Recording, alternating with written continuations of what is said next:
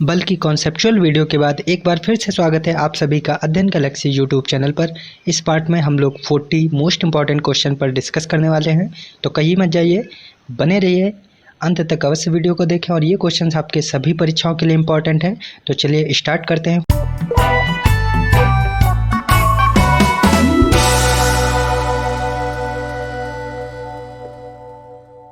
First question है आपका, निम्नलिखित में से कौन सी वेक्टर राशि है। आपके ऑप्शन है बल, चाल, ऊर्जा या तापमान। तो जब भी वेक्टर राशि की, पिछले पार्ट में भी हमने समझा, तो वेक्टर राशि की यानी सदिश राशि की बात करें तो सदिश राशि वे राशियाँ होती हैं जिन राशियों में परिमाण के साथ साथ दिशा भी होती है। परिमाण भी यानी मैग्नीट्यूड भी होता है और डायरेक्शन भी होती है। तो इन ऑप्शन में आपका राइट आंसर क्या हो जाएगा, बल। बल में परिमाण भी होता है और एक डायरेक्शन भी होती है, तो ये आपकी वेक्टर क्वांटिटी हो जाएगी। ए विकल्प सही हो जाता है। नेक्स्ट क्वेश्चन बढ़ते हैं। एम द्रव्यमान की कोई वस्तु जो ए त्वरण से गतिशील है उस पर प्रयुक्त बल क्या होगा। तो सिंपल आप देख सकते हैं, फॉर्मूला पूछा गया बल का। आपके ऑप्शन है ए प्लस एम, एम इंटू ए, एम अपॉन ए या ए अपॉन एन। तो एम द्रव्यमान की कोई वस्तु है जिसपे ए एक्सीलरेशन है, तो बल क्या होगा जानते हैं हम लोग, F is equal to M into A. बल हमारा द्रव्यमान और त्वरण का गुणनफल होता है, प्रोडक्ट होता है। इसलिए आपका राइट आंसर क्या हो जाएगा, एम इंटू ए। अगले क्वेश्चन की तरफ बढ़ते हैं। पदार्थ के संवेग और वेग के अनुपात में कौन सी भौतिक राशि प्राप्त की जाती है। तो आपका मोमेंटम और वेलोसिटी का अगर रेशियो निकाला जाए तो ऑप्शन है आपके वेग, त्वरण, द्रव्यमान या बल। तो देखते हैं इसको सॉल्व करके। संवेग का फॉर्मूला क्या होता है, पी इज इक्वल टू यानी एम वी यानी मास इंटू वेलोसिटी। तो ये आप लिख लेंगे, यानी संवेग का फार्मूला हो गया। और वेग वी से डिनोट करते हैं, वी और वी कैंसिल हो जाएगा, आपका एम बचेगा। यानी आपका राइट आंसर क्या हो जाएगा, एम फॉर मास यानी द्रव्यमान। तो जब भी पदार्थ के संवेग और वेग के अनुपात की बात करेंगे तो उसमें आपकी राशि जो प्राप्त होगी वो होगी द्रव्यमान। अगले क्वेश्चन की तरफ मूव करते हैं। निम्न में से कौन सा आभासी बल है। आपके ऑप्शन है अभिकेंद्र बल, अपकेंद्री प्रतिक्रिया बल, अपकेंद्री बल या प्रबल नाभिकीय बल। तो आभासी बल आपका राइट आंसर क्या हो जाएगा, अपकेंद्री बल। वृत्तीय गति में करते समय एक समान चाल में कोई भी पिंड पर एक बल क्रियाशील रहता है जिसकी दिशा केंद्र से दूर हटती है, तो वो बल कौन सा होता है, अपकेंद्री बल, आभासी बल या वर्चुअल फोर्स कह सकते हैं। तो इसकी प्रवृत्ति क्या होती है, केंद्र से दूर की ओर या भागने की प्रवृत्ति इसकी होती है। तो यह हो गया आपका right answer C. Next question है, निम्न में से कौन सा क्षयकारी बल है। डिकेइंग फोर्स की बात की गई है। ऑप्शन है आपके गुरुत्व बल, घर्षण बल, स्थिर वैद्युत बल या चुंबकीय बल। तो क्षयकारी बल राइट आंसर बी, घर्षण, फ्रिक्शनल फोर्स, ये आपका डिकेइंग फोर्स होगा। देख सकते हैं हम लोग कि इस टॉपिक में प्रश्न जहाँ से भी बनेगा हम सब इन प्रश्नों पे चर्चा करेंगे। 40 क्वेश्चंस हैं, सभी टॉपिक से उठाए गए हैं। देखते हैं अगला क्वेश्चन। प्रक्षालन मशीन किसके सिद्धांत पर कार्य करती है। अपकेंद्रीकरण, अपोहन, प्रतिक्रम परासरण और विसरण। प्रक्षालन मशीन क्या होती है, वॉशिंग मशीन जो होती है, तो वह किस सिद्धांत पर कार्य करती है। आपका राइट आंसर क्या हो जाएगा, अपकेंद्रीकरण। ये हमने बताया अपकेंद्री बल का केंद्र से दूर हटने की प्रवृत्ति होती है, तो ये वॉशिंग मशीन में ये सिद्धांत प्रतिपादित होता है। तो ये ऑप्शन आपका करेक्ट हो जाता है। नेक्स्ट क्वेश्चन है इंपॉर्टेंट। एक व्यक्ति संवेदनशील तराजू पर खड़ा है, यदि वह सांस अंदर लेता है तो तराजू की रीडिंग क्या होगी, बढ़ेगी, घटेगी, रीडिंग पर कोई प्रभाव नहीं पड़ेगा या वायुमंडलीय दाब यानी एटमॉस्फेरिक प्रेशर पर निर्भर करेगा। तो आपके राइट आंसर क्या हो जाएगा इस क्वेश्चन का, बढ़ेगी। ऑप्शन आपका ए करेक्ट हो जाता है। अगला क्वेश्चन है, गुरुत्वाकर्षण के कारण दो पिंडों के बीच कौन सा बल कार्य करता है। ऑप्शन है आपके आकर्षण, प्रतिकर्षण, आकर्षण और प्रतिकर्षण दोनों या इनमें से कोई नहीं। तो गुरुत्वाकर्षण के कारण दो पिंडों के बीच हमेशा अट्रैक्शन फोर्स, आकर्षण बल कार्य करता है, तो आपका राइट आंसर क्या हो जाएगा, अट्रैक्शन। नेक्स्ट क्वेश्चन है, पृथ्वी की सतह से ऊपर या नीचे जाने पर जी का मान क्या होगा। पिछली वीडियो में भी जी के मान में परिवर्तन एक टॉपिक था, उसको हमने समझा, तो उसमें उसको आप अगर नहीं देखें तो देखिए, उससे ये सारे क्वेश्चन और आसान लगेंगे। तो आपका ऑप्शन कौन कौन से हैं, बढ़ता है, कम होता है, कभी बढ़ता है तथा कभी कम होता है या कोई बदलाव नहीं आता है। तो पृथ्वी की सतह से अगर ऊपर या नीचे जाएंगे तो जी का मान जो होता है वो हमेशा कम होता है। तो राइट आंसर क्या हो गया, बी। नेक्स्ट क्वेश्चन है, विषुवत रेखा यानी इक्वेटर पर जी का मान, ये भी हमने उस पार्ट में क्लियर किया था। अधिकतम होता है, न्यूनतम होता है, समय के अनुसार बदलता रहता है या शून्य होता है। तो इक्वेटर पे बात करें तो न्यूनतम होगा। अगर हम पोल की बात करते, क्वेश्चन होता पोल्स पे जी का मान क्या होता है, तो अधिकतम होता है। तो इस क्वेश्चन में पूछा गया इक्वेटर यानी विषुवत रेखा पर, तो बी ऑप्शन आपका करेक्ट हो जाता है। अधिकतम किस पे होता है, तो ये भी ध्यान रखेंगे, ध्रुवों पर यानी पोल्स पर अधिकतम होता है किसका, जी की वैल्यू, जी का मान। नेक्स्ट क्वेश्चन है, जब लिफ्ट ऊपर की ओर जाती है तो लिफ्ट में स्थिर पिंड का भार, ऑप्शन है आपके, बढ़ा हुआ प्रतीत होता है, घटा हुआ प्रतीत होता है, पिंड के भार में कोई परिवर्तन नहीं होता, या डी ऑप्शन है आपका, इनमें से कोई नहीं। तो जब भी लिफ्ट ऊपर की ओर जाती है तो लिफ्ट में स्थिर पिंड का भार बढ़ा हुआ प्रतीत होता है। आपका ऑप्शन कौन सा करेक्ट हो जाता है, ए। जब नीचे आती है लिफ्ट तो भार या घटा हुआ प्रतीत होता है, तो ये भी ध्यान रखेंगे, ऊपर बढ़ेगा तो बढ़ा हुआ प्रतीत होगा। तो राइट आंसर ए हो जाता है।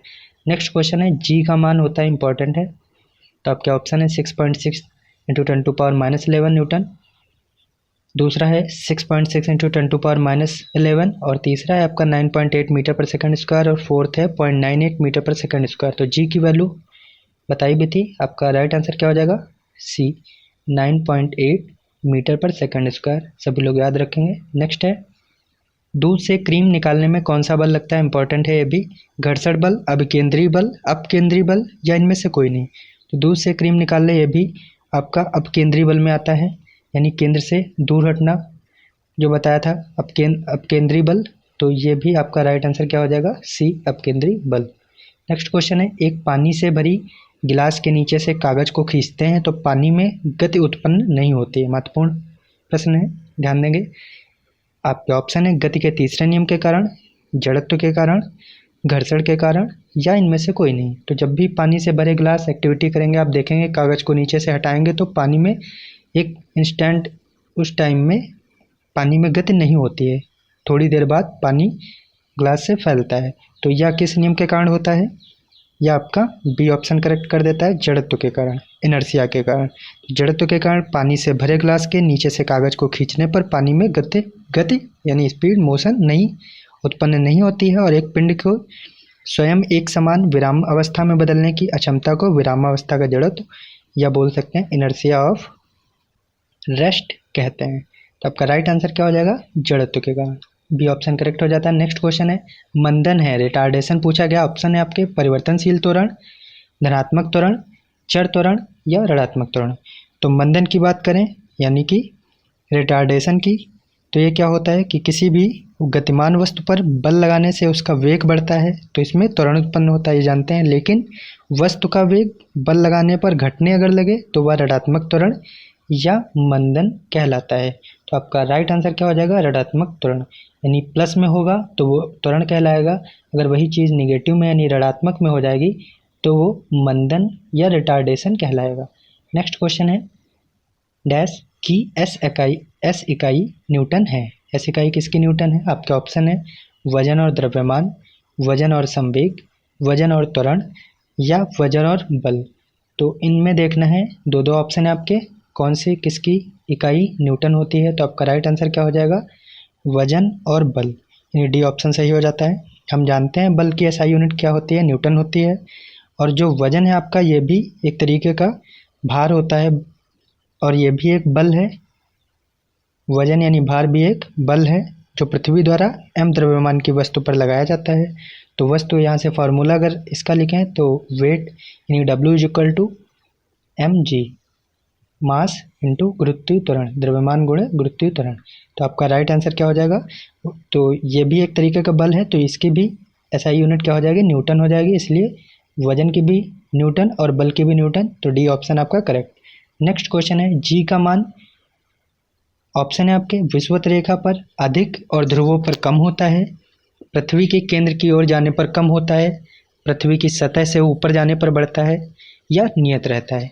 तो जी का मान पृथ्वी के केंद्र की ओर जाने पर कम होता है, जी का मान विषुवत रेखा पर कम और ध्रुवों पर अधिक होता है, पहले भी बताया, और जी का पृथ्वी की सतह से ऊपर जाने पर मान इसकी वैल्यू कम होती है। तो आपका राइट आंसर क्या हो जाएगा, बी, पृथ्वी के केंद्र की ओर जाने पर कम होता है क्या, जी की वैल्यू। नेक्स्ट क्वेश्चन है, चंद्रमा की सतह पर, महत्वपूर्ण है, द्रव्यमान और भार कम हो जाता है, द्रव्यमान स्थिर रहता है और केवल भार कम हो जाता है, केवल द्रव्यमान कम हो जाता है, या डी ऑप्शन है आपका, द्रव्यमान और भार दोनों अपरिवर्तित रहते हैं।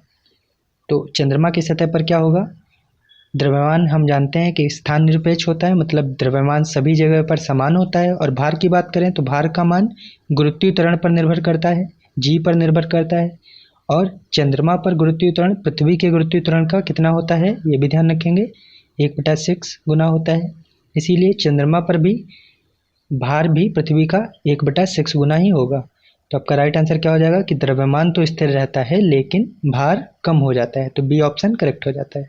नेक्स्ट क्वेश्चन है, पृथ्वी की सतह पर किसी वस्तु का भार, न्यूमेरिकल है, ध्यान देंगे न्यूमेरिकल भी पूछे जाते हैं आपके एग्जाम में।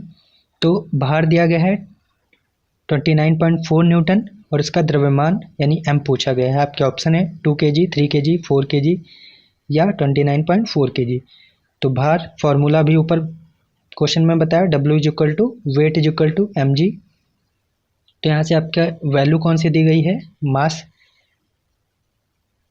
भार की वैल्यू दी गई है, वेट की दी गई है। तो आप फार्मूला रखेंगे, इसको सॉल्व करेंगे तो वेट 29.4 और यहाँ से m निकालना है आपको, और g की वैल्यू क्या होती है, ऊपर क्वेश्चन में था 9.8।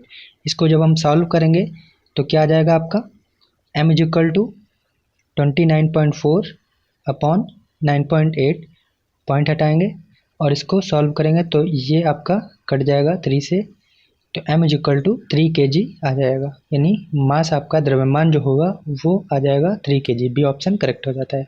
फॉर्मूला कौन सा लगाया हमने, W = mg, ध्यान रखेंगे। नेक्स्ट क्वेश्चन है, न्यूटन के गति के प्रथम नियम से किस राशि की परिभाषा मिलती है। ऑप्शन है त्वरण, बल, ऊर्जा या एक समान गति। तो इस क्वेश्चन का राइट आंसर क्या होगा, एक समान गति। जो पहला नियम अगर न्यूटन का देखा जाए तो क्या बताता है कि बाह्य बल की कमी में वस्तु की गति या विरामावस्था में कोई परिवर्तन नहीं होता है, अर्थात यह एक समान गति को व्यक्त करता है। तो डी विकल्प आपका सही हो जाता है, प्रथम नियम इसको इंडिकेट करता है। नेक्स्ट क्वेश्चन है, किसने कहा है कि एक पिंड विराम अवस्था में तब तक रहेगा जब तक कि बाहरी बल पिंड पर कार्य नहीं करता है। ऑप्शन है आपके आइंस्टीन, आर्किमिडीज, गैलीलियो, न्यूटन। ये आपके लिए बहुत ही सरल क्वेश्चन होगा, तो इसका राइट आंसर क्या हो जाएगा, न्यूटन। न्यूटन ने ही ये पहले नियम में बताया है कि जब भी एक पिंड विरामावस्था में है तो वह विरामावस्था में ही रहना पसंद करेगा जब तक हम एक्सटर्नल फोर्स नहीं लगाएंगे। तो डी ऑप्शन आपका राइट हो जाता है। नेक्स्ट क्वेश्चन है, एक गतिमान बस में अचानक ब्रेक लगाने से सवारी आगे की ओर झुक जाती है, या किस नियम का पालन करता है। अब देख रहे हैं महत्वपूर्ण क्वेश्चन है सभी। आपके ऑप्शन है न्यूटन के प्रथम नियम, न्यूटन का द्वितीय नियम, न्यूटन का तृतीय नियम या संवेग के नियम से। तो इस क्वेश्चन का राइट आंसर क्या हो जाएगा, प्रथम नियम से। ऐसा क्यों होता है, क्योंकि प्रथम नियम क्या बताता है, वही कि विरामावस्था में तो विरामा में रहेगी और गति में है तो वह गति में रहना चाहेगी। तो प्रत्येक वस्तु अपनी स्थिति को बनाए रखना चाहती है फर्स्ट लॉ के अकॉर्डिंग, और इसीलिए अचानक ब्रेक लगाने पर ड्राइवर के द्वारा यात्री के शरीर का वह भाग जो गाड़ी के संपर्क में होता है वो विरामावस्था यानी रेस्ट को प्राप्त कर लेता है, और ऊपरी भाग जो अपनी गति को बनाए रखना चाहता है, इसीलिए बस के रुकने से यात्री जो हैं वो आगे की ओर झुक जाते हैं। तो आपका राइट आंसर क्या हो गया, ए, न्यूटन के प्रथम नियम से ऐसा होता है। नेक्स्ट क्वेश्चन है, इंपॉर्टेंट है, कालीन से धूल हटाते समय हम इसको अचानक झटका देते हैं अथवा छड़ी से पीटते हैं, इसका कारण क्या है। तो ऑप्शन है आपके, विराम के जड़त्व में धूल अपना स्थान जमा लेती है तथा कालीन से धूल तभी हटती है जब कालीन में गति प्रदान की जाए। बी ऑप्शन है, गति का जड़त्व धूल को अलग करता है। सी ऑप्शन है, झटका धूल तथा कालीन के बीच ससंजक बल से मुक्त प्रदान करता है और धूल दूर हो जाती है। डी ऑप्शन है उपयुक्त में से कोई नहीं। तो इस क्वेश्चन का राइट आंसर क्या होगा,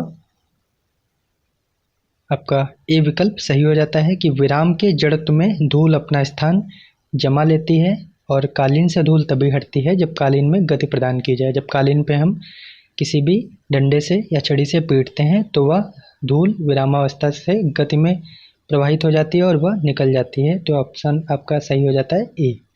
अगला क्वेश्चन है आपका, क्रिया एवं प्रतिक्रिया, एक्शन एंड रिएक्शन। ऑप्शन है, दो भिन्न ऑब्जेक्ट्स पर कार्य करती हैं, समान परिमाण रखते हैं, विरुद्ध दिशाएं रखते हैं या सभी सही हैं।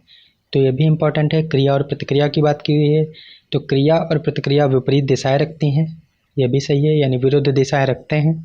समान परिमाण रखते हैं, मैग्नीट्यूड भी इक्वल होता है, और दो भिन्न ऑब्जेक्ट्स या विषयों पर कार्य करते हैं, ये भी सही है। तो आपके तीनों चीज़ें सही हो जाती हैं। वे एक ही वस्तु पर क्रिया करने में करते हैं तो परिणामी बल उनका शून्य हो जाता है, इसीलिए ये सभी सही हो जाएंगे। तो आपका राइट आंसर क्या हो जाएगा? डी। नेक्स्ट क्वेश्चन है, स्प्रिंग को अपनी सामान्य लंबाई पर वापस लौटने के लिए लगने वाले बल को कहते हैं। आपके ऑप्शन है विभव बल, गुरुत्व बल, स्प्रिंग बल या प्रत्यानयन बल। तो स्प्रिंग को अपनी सामान्य लंबाई में जब हम स्प्रिंग को खींचते हैं और फिर वह सामान्य लंबाई में वापस लौटता है, तो यह कौन सा बल होता है? इंपॉर्टेंट है क्वेश्चन। यह आपका होता है प्रत्यानयन बल। तो आपका रिस्टोरिंग फोर्स भी इसको बोलते हैं, डी ऑप्शन करेक्ट हो जाएगा, रिस्टोरिंग फोर्स या प्रत्यानयन बल। नेक्स्ट क्वेश्चन है, वॉशिंग मशीन, वही जो प्रक्षालन मशीन थी, तो वॉशिंग मशीन की कार्य प्रणाली निम्नलिखित सिद्धांत पर आधारित है।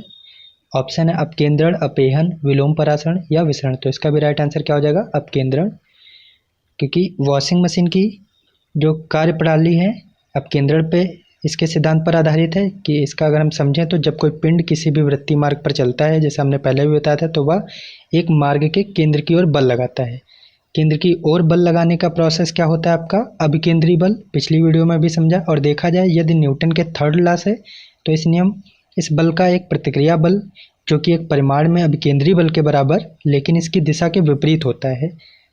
विपरीत होने का मतलब केंद्र से बाहर की ओर होता है, तो अपकेंद्री बल कहलाता है। और यही प्रोसेस होता है आपके वॉशिंग मशीन में, आपके दूध से मक्खन निकालने वाली मशीन में।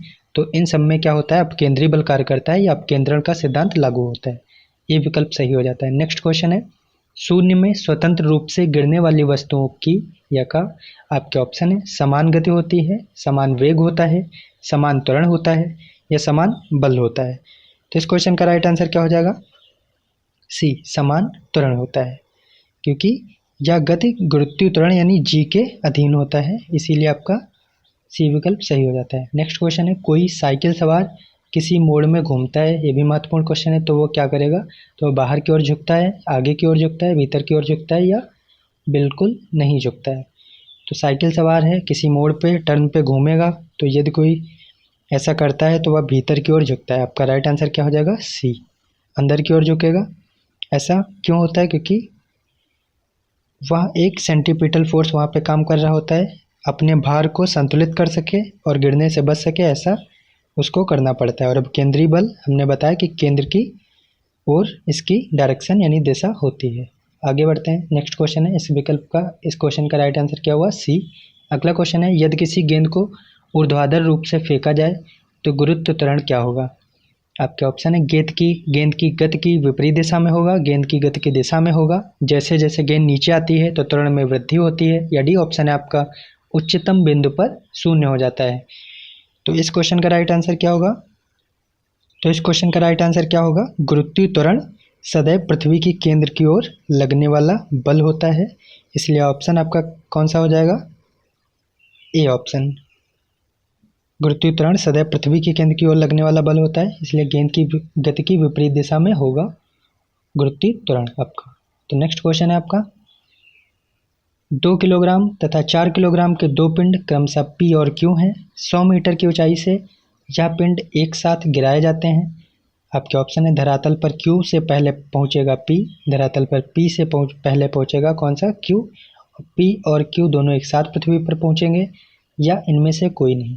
तो एक पिंड आपका यानी P 2 किलोग्राम का है, एक है 4 किलोग्राम का, और कितनी ऊंचाई से? 100 मीटर की ऊंचाई से फेंका जाता है, गिराया जाता है। तो आपका राइट आंसर क्या हो जाएगा? ए और बी, यानी P और Q दोनों एक साथ पृथ्वी पर पहुंचेंगे। सी ऑप्शन सही हो जाएगा, तो ये ध्यान रखेंगे यहाँ से।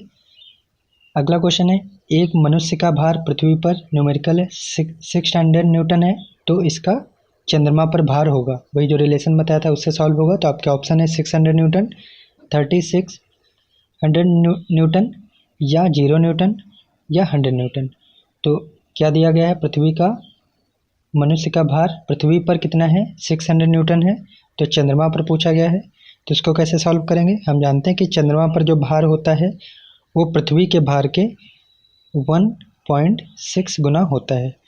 तो यहाँ से इसको सॉल्व करेंगे। पृथ्वी पर कितना है, 600 है, तो 1/6 से मल्टीप्लाई करेंगे 600 को, तो आपका कैंसिल होकर कितना आ जाएगा, 100 न्यूटन। तो आपका राइट आंसर क्या हो जाएगा, डी, 100 न्यूटन। नेक्स्ट क्वेश्चन है, पृथ्वी वायुमंडल को किस प्रकार पकड़े रहती है, इंपॉर्टेंट है। तो ऑप्शन है गुरुत्वाकर्षण से, पृष्ठ तनाव से, पृथ्वी को अपवर्तन से, या सूर्य के प्रभाव से। तो वायुमंडलीय गैसों के जो अणु होते हैं उनका ऊष्मीय वेग पलायन वेग से कम होता है, जिससे वे पृथ्वी के गुरुत्वीय क्षेत्र से बाहर नहीं जा सकती हैं। अगर हम पलायन वेग की बात करें तो ये क्या होता है, तो पलायन वेग एक गुरुत्वाकर्षण सीमा से निकलकर एक ऐसी सीमा होती है जहाँ पर गुरुत्वाकर्षण बल कार्य नहीं कर पाता है, उस सीमा को हम पलायन वेग कहते हैं। और इसका फॉर्मूला क्या होता है, यह किस पे डिपेंड करता है, यह पृथ्वी की रेडियस पे डिपेंड करता है, और यह पृथ्वी के गुरुत्वीय त्वरण पर डिपेंड करता है। तो इसका फॉर्मूला भी, यानी पलायन वेग का फॉर्मूला क्या होता है, √2gr, ये भी ध्यान रखेंगे। तो इसका ऑप्शन कौन सा करेक्ट हो जाता है, ए, यानी गुरुत्वाकर्षण से। तो पृथ्वी वायुमंडल को किस प्रकार पकड़े रहती है, गुरुत्वाकर्षण से। तो राइट आंसर का हो गया ए। नेक्स्ट क्वेश्चन है, एक बल 0.5 kg के पिंड में 10 मीटर प्रति सेकंड स्क्वायर का त्वरण उत्पन्न कर रहा है, तो बल का मान होगा, यहाँ पे फोर्स पूछा गया है, क्या होगा, तो न्यूटन का दूसरा नियम अगर हम याद करें तो क्या होता है, वहाँ से फॉर्मूला क्या मिलता था, F=ma। इसमें वैल्यू पुट करेंगे, m आपका द्रव्यमान है 0.5 और आपका त्वरण है 10 मीटर पर सेकंड स्क्वायर। इसको सॉल्व किया तो कितना आ गया आपका 5 न्यूटन। तो बी, ए ऑप्शन आपका करेक्ट हो जाता है। नेक्स्ट क्वेश्चन है, निम्नलिखित में से किन पुस्तकों का संबंध गैलीलियो गैलीली से है। ऑप्शन है the little balance, story messenger, letters on the sun spot, या उपरोक्त सभी। तो ये तीनों बुक्स गैलीलियो गैलीली की हैं, यानी the little balance, story messenger और letters on the sun spot. तो आपका राइट आंसर क्या हो जाएगा, डी, ये सभी बुक्स उन्हीं की हैं। नेक्स्ट क्वेश्चन है, निम्नलिखित में से कौन सा न्यूटन के द्वितीय नियम का उदाहरण है। ऑप्शन है आपके, किसी मोटर गाड़ी में यात्रा करते समय ब्रेक लगाने पर शरीर का आगे की ओर चला जाना। बी ऑप्शन है, किसी तीव्र गति की कैरम की गोटी या स्ट्राइकर से टकराकर ढेरी के सबसे नीचे वाली गोटी को ही ढेरी से बाहर निकालना। और सी ऑप्शन है, क्रिकेट के खेल में कैच लपकने के लिए क्षेत्र रक्षक यानी फील्डर का गेंद के साथ अपने हाथों को धीरे धीरे पीछे की ओर खींचना। यह डी ऑप्शन करेक्ट है, उपरोक्त सभी। तो अगर देखा जाए कौन सा नियम पूछा गया, सेकंड लॉ, न्यूटन का द्वितीय नियम। ऑप्शन ए और ऑप्शन बी न्यूटन के प्रथम नियम का पालन करता है, यानी जो पहला है आपका ऑप्शन, और दूसरा जो ऑप्शन है ये प्रथम नियम का पालन करता है, जिसे हम जड़त्व का नियम भी कहते हैं। इसलिए ए और बी आपका गलत हो जाएगा। अगर हम तीसरा विकल्प देखें, क्रिकेट में खेल में कैच लपकने के लिए क्षेत्ररक्षक गेंद के साथ अपने हाथों को धीरे धीरे पीछे करता है, तो ये विकल्प आपका सही हो जाएगा, क्योंकि ये न्यूटन के सेकंड लॉ पर आधारित है। तो ऐसा इसलिए करता है क्योंकि गेंद के वेग को शून्य करने में अधिक समय उसको मिल जाता है। इस प्रकार गेंद का जो संवेग परिवर्तन की दर होती है वो कम हो जाती है, जिससे तेज गति से आ रही गेंद का प्रभाव दर कम पड़ता है और उसको चोट नहीं लगती है। तो सेकंड लॉ कौन सा सही हो जाएगा, सी पर आधारित है, इसलिए सी आपका राइट आंसर हो जाएगा। बाकी ए और बी ऑप्शन आपका पहले नियम पर आधारित था। नेक्स्ट क्वेश्चन है, संवेग के संदर्भ में निम्नलिखित कथनों पर विचार कीजिए। ऑप्शन है आपके, वस्तु का संवेग उसके द्रव्यमान और वेग का गुणनफल होता है तथा इसकी दिशा वही होती है जो वस्तु के वेग की होती है। बी ऑप्शन है, दो वस्तुओं का कुल संवेग टकराने की प्रक्रिया में अपरिवर्तनीय या संरक्षित रहता है। सी ऑप्शन है, ए और बी दोनों या उपरोक्त सभी। तो इसका राइट आंसर क्या हो जाएगा, दोनों सही हो जाएंगे, क्योंकि वस्तु का संवेग और द्रव्यमान वेग का गुणनफल होता है, यानी P=mv, जो फॉर्मूला बताया था। तो वेग और द्रव्यमान का गुणनफल है और इसकी दिशा वही होती है जो वस्तु के वेग की होती है। यस। एंड सेकंड है आपका पॉइंट, दो वस्तुओं के संवेग का योग टकराने के पहले और टकराने के बाद बराबर रहता है, जबकि उन पर कोई असंतुलित बल कार्य ना कर रहा हो। तो इस संवेग संरक्षण का, इसे संवेग संरक्षण यानी लॉ ऑफ मोमेंटम कंजर्वेशन भी कहते हैं। तो ये दोनों विकल्प सही हो जाते हैं, इसलिए बी सी विकल्प आपका उपरोक्त दोनों सही हो जाता है। नेक्स्ट क्वेश्चन है, निम्नलिखित कथनों पर विचार कीजिए। कौन से कथन है, देखिए ऑप्शन है आपका, वस्तु द्वारा अपनी गति की अवस्था में परिवर्तन का प्रतिरोध करने की प्रवृत्ति को घर्षण कहते हैं। बी ऑप्शन है, घर्षण बल सदैव वस्तु की गति का प्रतिरोध करता है। सी ऑप्शन है, सभी वस्तुओं का जड़त्व समान होता है। या डी है, उपरोक्त सभी। तो इस क्वेश्चन का राइट आंसर क्या हो जाएगा, बी, यानी घर्षण बल सदैव वस्तु की गति का विरोध करता है, क्योंकि ए ऑप्शन आपका इसलिए गलत है। वस्तु द्वारा गति की अवस्था में परिवर्तन का प्रतिरोध करने की प्रवृत्ति को घर्षण नहीं जड़त्व कहते हैं, इनर्शिया कहते हैं, इसलिए ये गलत हो गया। सभी वस्तुओं का जड़त्व समान होता है, ये भी गलत है, क्योंकि भारी वस्तुओं का जड़त्व अधिक होता है। तो बी विकल्प आपका सही हो जाएगा। नेक्स्ट क्वेश्चन है, जब किसी पिंड को द्रव में डुबाया जाता है तो उस पर कौन सा बल कार्यरत होता है? ऑप्शन है आपके उत्क्षेप, भार, द्रव्यमान या ए और बी दोनों। तो पिंड को द्रव में यानी लिक्विड में डुबोया जा रहा है, जल में डुबोया जा रहा है, तो उस पर बल कार्य करेंगे आपके उत्क्षेप भी करेगा, उत्क्षेप को उत्प्लावन बल भी बोलते हैं, उत्प्लावन बल, और आपका भार भी काम करेगा। तो आपका राइट आंसर क्या हो जाएगा? ए और बी दोनों, यानी डी विकल्प सही हो जाता है। नेक्स्ट क्वेश्चन है, उस बल का नाम बताएं जिसके परिणाम स्वरूप दो परस्पर प्रभावी वस्तुओं के बीच प्रत्यक्ष भौतिक संपर्क होता है। ऑप्शन है संपर्क बल, पेशीय बल, यांत्रिक बल या घर्षण बल। तो प्रत्यक्ष रूप से भौतिक संपर्क होता है, तो ये आपका राइट आंसर कर देगा संपर्क बल। दो परस्पर प्रभावी अर्थात एक दूसरे के संपर्क में आने वाली वस्तुओं के बीच कार्यरत बल को ही संपर्क बल या कॉन्टैक्ट फोर्स भी कहते हैं। तो ये ऑप्शन आपका करेक्ट हो जाता है। नेक्स्ट है और लास्ट है, पिंड का भार शून्य नहीं होगा। आपके ऑप्शन है पृथ्वी के केंद्र पर, स्वतंत्र गिरने के दौरान, या सी ऑप्शन है आपका अंतर्ग्रहिक अंतरिक्ष में किसी घर्षणहीन सतह पर। तो इस क्वेश्चन का राइट आंसर क्या होगा? किसी घर्षणहीन सतह पर। तो किसी घर्षणहीन सतह पर किसी पिंड का भार शून्य नहीं होता है, ध्यान रखेंगे, क्योंकि पिंड के भार पर उसके घर्षण का कोई फर्क ही नहीं पड़ता है। तो आपका राइट आंसर कौन सा हो गया? डी, इस पर शून्य नहीं होगा। तो दोस्तों, उम्मीद है आप लोगों को बहुत कुछ सीखने को मिला होगा। अगर यह वीडियो आपके लिए थोड़ी सी भी नॉलेजेबल रही तो वीडियो को लाइक ज़रूर करें and also share with your friends. Thank you guys.